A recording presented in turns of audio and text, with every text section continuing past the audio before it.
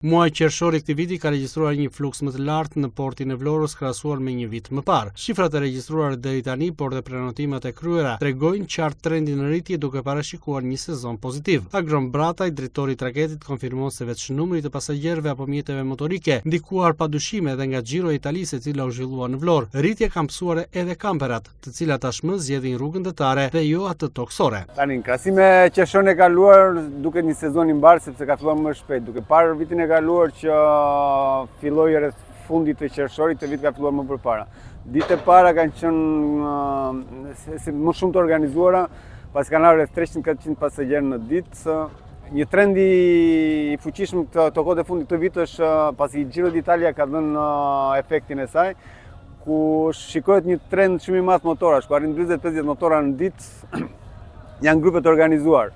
Plus kanë mbarur edhe shkollat që mbarojnë në Itali dhe vinë fëmijët që mbarojnë shkolla, vinë kalojnë 3 mujorshi në sezon në pushimet në Shqipëri. Me thënë, duket një sezon shumë i mbarë nga viti i kaluar. Po, gjithmonë duke marrë parasysh se Riviera shqiptare është transmetuar më shumë se në 200 vende të botës. Marrë shkaz gjithë prapë nga Giro d'Italia. Kjo ka ardhur një trend në rritje. Edhe vetëm sot kanë ardhur 15 kamper dhe vazhdojnë ditë për ditë, ditën e shtunë që një dita ku ka fluks më të madh, ditën e diel që mbrinë në Vlorë kanë ardhur 35 kampera.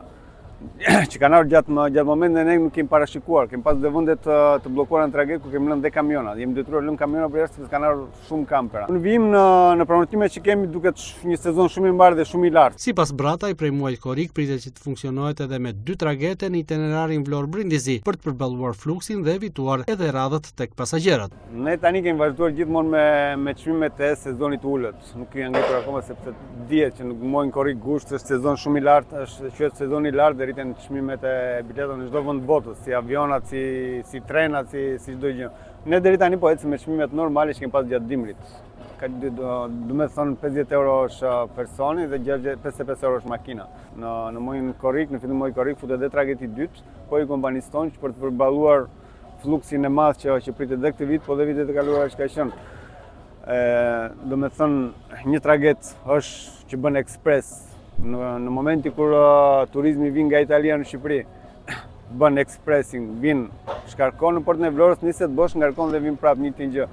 Dhe anasjelltas kur fillojnë kthime drejt Italisë, ngarkon në portin e Vlorës, shkon në Brindisi, shkarkon dhe vin menjëherë bosh, për mos të bërë radhë të gjata dhe për të organizuar sa mirë marrëveshjen e procesit të largimit të migrantëve dhe turistëve. Vetëm këtë të njëjtë në portin e Vlorës ka mbritur rreth 250 pasagerë, ndërsa fundjavat pritet të regjistrojnë një numër edhe më të lartë.